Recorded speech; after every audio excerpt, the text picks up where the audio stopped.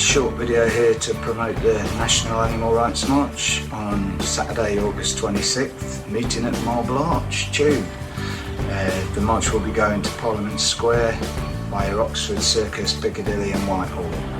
It's an opportunity to come together to demand justice for the animals, not for us, but also not to appease animal abusers. This is simply for the animals.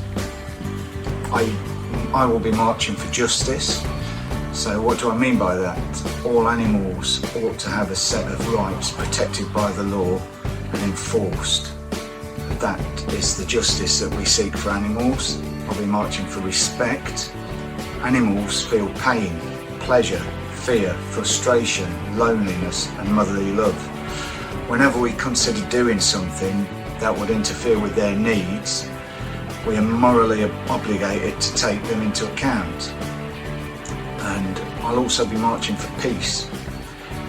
Peace is a basic birthright experience owed to all bodies, not just humans.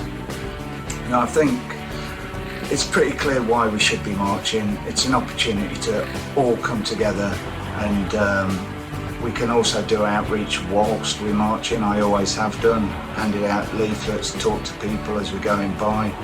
It is also just a great opportunity to make connections with people and come together with people who you mainly only see on social media. So let's all get together, make some new friends and make a lot of noise for the animals.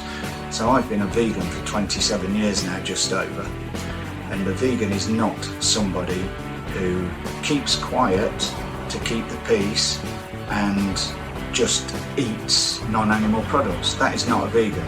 It's a movement that's been going on for over a century, and from the birth of the Vegan Society in the mid-40s to now, there's always been a definition of veganism, and we need to go back to look at those founding members and see what it was they were saying.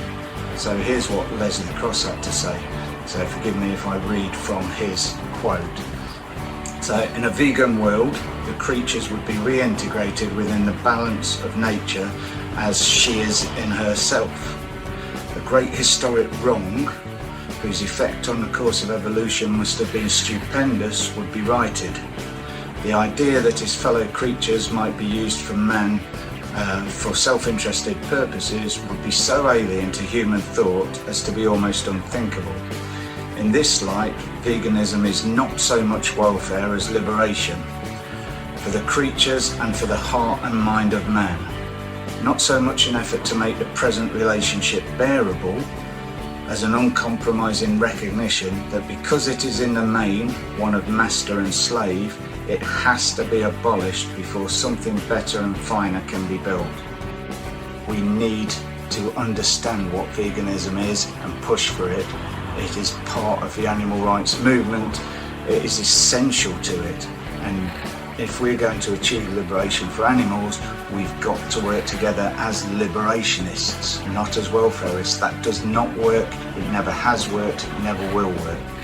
So please come and march. Let's all speak up for the animals and make this a day to remember.